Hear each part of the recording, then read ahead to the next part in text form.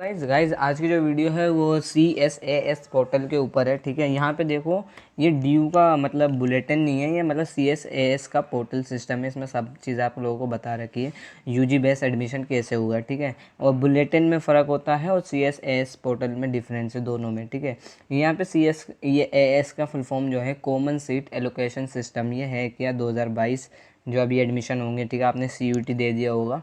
अब मैं यहाँ कुछ जनरल पॉइंट्स की बात करूँगा और यहाँ पे क्या नाम है आपको कैसे रजिस्ट्रेशन करना है। ठीक है, रजिस्ट्रेशन के ऊपर मैं अलग से पर्टिकुलर वीडियो बना दूँगा। यहाँ पे पहले मैं जनरल इन्फॉर्मेशन चैप्टर 1 निपटाऊँगा। यहाँ पे चैप्टर 1 पढ़ेंगे आप यहाँ, और चैप्टर पढ़ेंगे, बाकी है 22 चैप्टर्स हैं।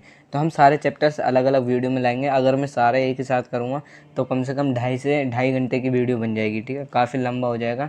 तो मैं चाहता हूँ कि आप लोग अपनी प्रेफरेंस के हिसाब से वीडियो रेफ़र करें, देख सकते हैं। ठीक है, जल्द ही वीडियो आती रहेंगी हर उस पर। ठीक है, मैं कोशिश करूँगा कि आप लोगों को वीडियो बना दूँ, और इसके ऊपर मैंने एक प्लेलिस्ट भी बना दी है। ठीक है, तो उस प्लेलिस्ट को आप जाके विज़िट कर सकते हो, और उस प्लेलिस्ट में मैं धीरे धीरे सब ऐड करता रहूँगा। ठीक है, अब यहाँ पे जो मैं चैप्टर 1 की मैं यहाँ बात करता हूँ, यहाँ पे देखो जनरल इन्फॉर्मेशन क्या है जो सबसे इम्पोर्टेंट है CSAS पोर्टल के लिए। ठीक है, यहाँ पे देखो admission to all UG program are done on the basis of eligibility requirement criteria.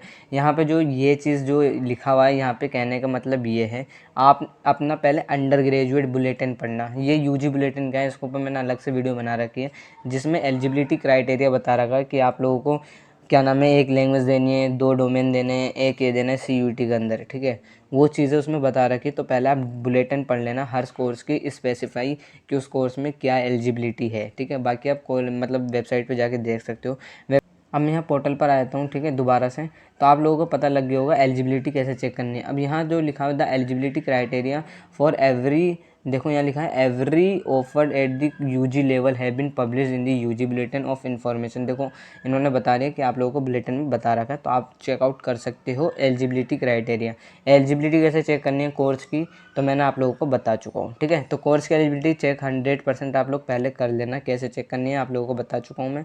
ठीक है, और for the academic year 2022 and 23 admission to all UG programs UID will be done on the basis of common university entrance test. देखो आपका जो admission होगा वो क्या होगा, CUT की बेस पर होगा। ठीक है, यहाँ लिखा है, और यहाँ पे जो लिखा हुआ है CUT UG के बेस पर होगा। देखो लिखा हुआ कॉमन यूनिवर्सिटी एंट्रेंस टेस्ट।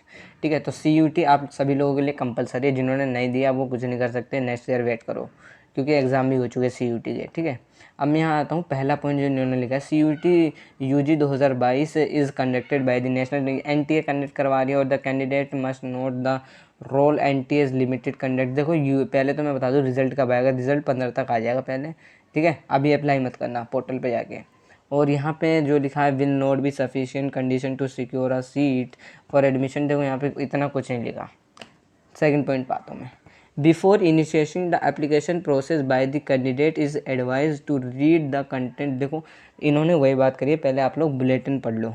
मैंने आप लोगों को बता दिया, बुलेटिन में एलिजिबिलिटी क्राइटेरिया बता रखा है, तो एलिजिबिलिटी कैसे चेकआउट करनी है मैंने आप लोगों को बता चुका हूँ। लिंक उसका डिस्क्रिप्शन में दे रखा है मैंने आपको, कैसे बुलेटिन मैंने आप लोगों को बता रखा है पढ़ के, उसका लिंक जो है डिस्क्रिप्शन में, आप उसे वीडियो को जाके विजिट कर सकते हो। ठीक है, यहाँ पे सेकंड पॉइंट यही है, क्योंकि ये ज़रूरी है आपको एलिजिबिलिटी कोर्स की चेक करना। ठीक है, candidate applying to UOD must refer to UG bulletin. देखो यहाँ वही बात है, UG बुलेटिन आपको पढ़ना पड़ेगा। ठीक है, वही बात कर रखी है इन्होंने। देखो प्रोग्राम स्पेसिफिक एलिजिबिलिटी क्राइटेरिया क्या है। For example B honours political science के लिए अप्लाई करना चाह रहे हो, तो बी ऑनर्स पॉलिटिकल साइंस में क्या क्या रिक्वायरमेंट है, क्या क्या उन्होंने मांगा है। ठीक है, अब यहाँ पे जो लिखा है the candidate must refer to list of program specific eligibility, और यहाँ सीट मैट्रिक्स भी आप चेक कर सकते हो कि उस मतलब कौन कौन से कॉलेज करवा रहे हैं और कितनी सीट है उस कॉलेज में। फ़ीस स्ट्रक्चर देखो आपको कैसे चेक करना है, इसके ऊपर मैं एक पर्टिकुलर वीडियो बना दूंगा फ़ीस स्ट्रक्चर के ऊपर कॉलेज की। ठीक है, and other relevant information published on the. ठीक है, आप लोगों को पता चल जाएगा। बस यहाँ चौथे पॉइंट में आपको इतनी बात कही गई है कि आपको सीट चेकआउट कर लो, एलिजिबिलिटी क्राइटेरिया चेक कर लो, प्रोग्राम का जो भी आप करना चाह रहे हो जो कोर्स। ठीक है, और अपनी सीट भी देख लेना एक बार, और फीस स्ट्रक्चर क्या है, तो फीस स्ट्रक्चर मैंने आप लोगों को बता दिया कैसे पता करना है। ठीक है, और बाकी यहाँ पे देखो determination of eligibility and verification of document for admission UOD will be sole preview of UOD। ठीक है, यहाँ पे छठा पॉइंट है the only the candidate who has appeared in CUT 2022 has pass. देखो यहाँ पे लिखा हुआ है आप किसी भी एक बोर्ड से पास आउट होने चाहिए 2022 में, और इन्होंने लिखा है क्लास 12 में पास आउट होने चाहिए, और CUET UG 2022 के पेपर में आप अपीयर होने चाहिए, यानी आपने पेपर दिया हुआ होना चाहिए। ठीक है, तो आपने पेपर दिया हुआ CUET, जब भी आप ये अप्लाई कर सकते हो CSAS पोर्टल के अंदर। ठीक है, it is mandatory for candidate to apply and fill preference online. देखो यहाँ पे आपको CSAS पोर्टल पर रजिस्ट्रेशन करना पड़ेगा, जो दिल्ली यूनिवर्सिटी का अपना एक अलग पोर्टल है। कैसे रजिस्ट्रेशन करना है मैं इसके ऊपर अलग से वीडियो बना दूंगा, पहले मैं बुलेटिन आप लोगों को पढ़कर बताऊंगा। ठीक है, और seat allocation of all UG program will be based solely on the score obtain CUT। देखो आपका जो स्कोर होगा CUT बेस्ड, फॉर एग्जांपल मेरे जो है CUT के अंदर आते हैं 800 में से 400 नंबर, 800 में से 600 नंबर मान लेता हूँ। अब मेरे 800 में से 600 नंबर आएंगे तो मैं यहाँ पे क्या नाम है, किसी अपना कॉलेज और कोर्स देखूँगा। ठीक है, तो मेरा जो स्कोर आएगा उसी स्कोर के बिहाफ पे मेरा एडमिशन होगा, चाहे वो किसी भी कॉलेज के अंदर और किसी भी कोर्स के अंदर हो। ठीक है, बस ये बशर्ते ये है कि आपने कोर्स और कॉलेज चुना होना चाहिए। ठीक है, और यहाँ पे देखो लिखा है for seat allocation in performance based program. ठीक है, and ECA and sports supremacy quota and combined score CUT UG performance test. यहाँ पे ट्रायल वगैरह होता है जो स्पोर्ट कोटा वाले होते हैं। ठीक है, और यहाँ देखो 10वां पॉइंट लिखा है, देखो यहाँ लिखा है 10वां point, the CSAS 2022 merit list publish on the admission website. तो यहाँ पे कहने का मतलब यह है, देखो लास्ट ईयर क्या होता था, मेरिट बेस पे एडमिशन होता था। तो होता क्या था जब मेरिट बेस पे, क्योंकि DU के अंदर UG के अंदर 70+ कॉलेज हैं, 78 कॉलेज हैं आई थिंक। ठीक है, अब यहाँ पे उन कॉलेज की वेबसाइट पे मेरिट लिस्ट आ जाती थी, और DU के पर्टिकुलर पोर्टल पे भी मेरिट लिस्ट आती थी। तो यहाँ पे जब आपका स्कोर आ जाएगा तो एक मेरिट निकलेगी जिसमें आप अप्लाई कर सकते हो। तो ऐसा ही इस सिस्टम में भी होगा। यहाँ लिखा है देखो मेरिट लिस्ट पब्लिश होगी एडमिशन वेबसाइट पर, आप लोगों को पब्लिश हो जाएगी, तो डोंट वरी। ठीक है, और candidate are advise to check their dashboard. ठीक है, और यहाँ पे आप अपना डैशबोर्ड चेक करते रहना, और यहाँ लिखा है ईमेल वगैरह हो गया आपका, एडमिशन वेबसाइट। ठीक है, यहाँ पे चेक करना, और communication and update related to admission. ठीक है, और UOD will not be responsible for candidate lack of awareness of the admission guidance schedule eligibility criteria CSAS 2022 rule. It is the sole responsibility of candidate to keep checking dashboard email admission website। यहाँ पे regularly, यहाँ पे कहने का 12वां point मतलब जो सबसे important है, यहाँ पे दिल्ली यूनिवर्सिटी की कोई गलती नहीं मानी जाएगी। आप लोग लेक ऑफ अवेयरनेस यहाँ पे मतलब अगर आपको कुछ नहीं जानकारी है, मतलब आप लोगों को यहाँ सिंपल सा तरीका इन्होंने ये कहा है, आपकी गलती होगी अगर आपको कुछ नहीं पता। ठीक है, इसमें DU की गलती नहीं है, DU ने अपने पोर्टल पे सब बता रखा है।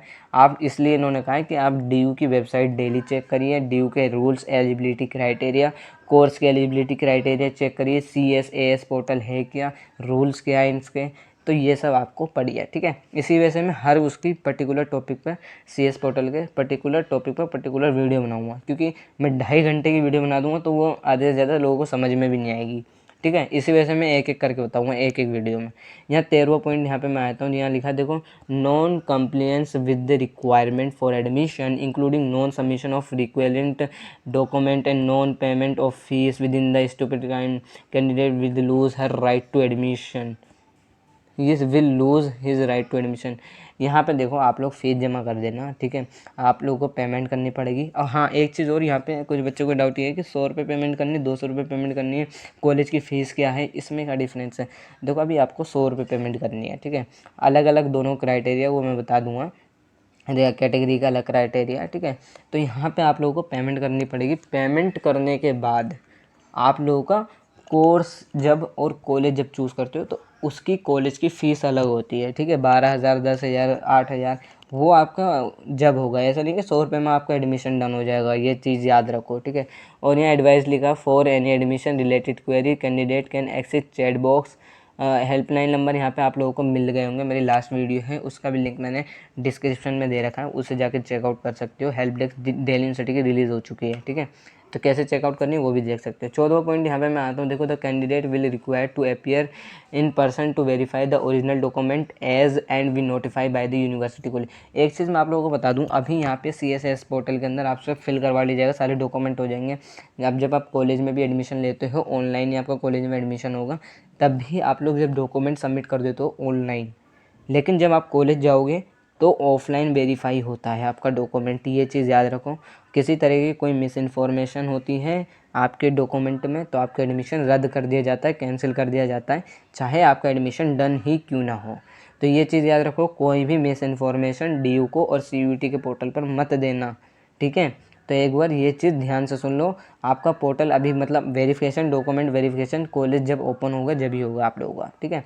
और यहाँ 15 point, it is the sole responsibility of candidate proof his her eligibility for clearing reservation under any of this. देखो यहाँ पे आप लोगों को अपना कास्ट सर्टिफिकेट होना चाहिए अगर आप किसी कैटेगरी से बिलोंग करते हो, ठीक है।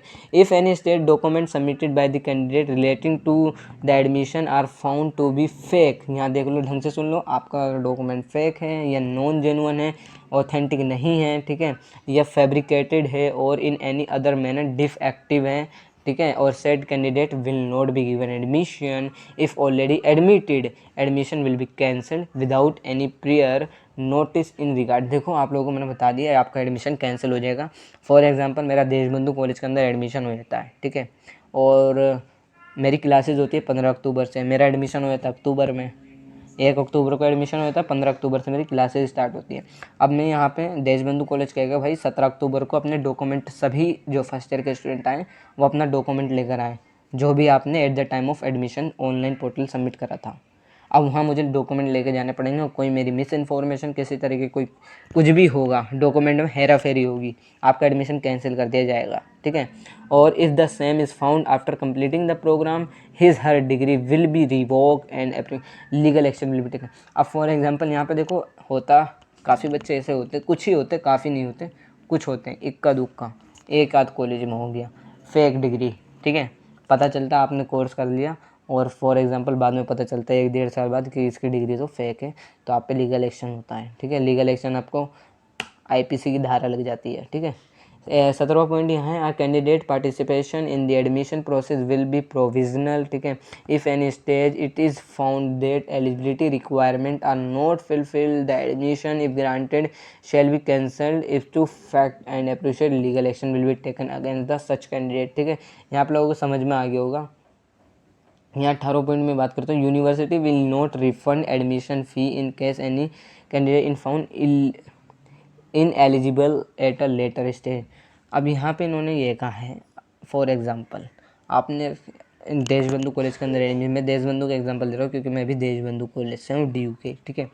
तो मैं देशबंधु कॉलेज में एडमिशन लेता हूँ और यहाँ पे कुछ अगर यहाँ पे इन एलिजिबल हूँ मैं किसी कोर्स के अंदर, किसी भी कोर्स के अंदर, तो यहाँ पे मेरी फ़ीस जो है वो रिफ़ंड नहीं होगी। यहाँ लिखा है university will not refund admission fee. Admission फ़ी का कहने का मतलब यहाँ यह है, फॉर एग्जांपल देशबंधु कॉलेज के अंदर मैं BA ऑनर्स पॉलिटिकल साइंस के अंदर 15,000 रुपये देता हूँ, तो 15,000 रुपये मेरे वापस नहीं होंगे। और the university reserve the right to cancel the admission of any candidate वो violate the rules and regulation let down. यहाँ पे मतलब कोई यहाँ पर रूल रेगुलेशन को तोड़ते हो DU के, तो एडमिशन कैंसिल हो जाएगा।